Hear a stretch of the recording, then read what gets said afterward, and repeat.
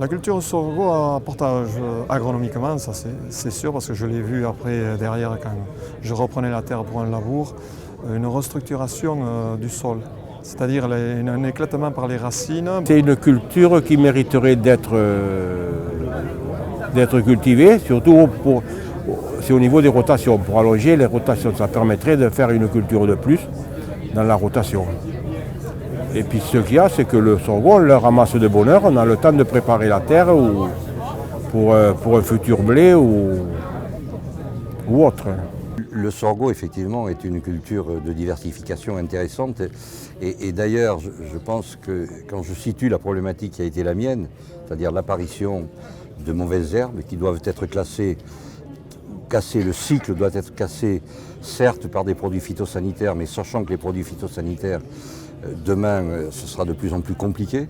Donc il faudra revenir à beaucoup plus d'agronomie. Et dans le cycle de culture, le sorgho s'intègre et s'intégrera, à mon sens, de plus en plus dans une rotation de plus en plus longue et une agronomie de plus en plus importante pour lutter contre les mauvaises herbes. Je suis dans une région où il y a des coteaux avec une teneur en argilo-calcaire assez importante.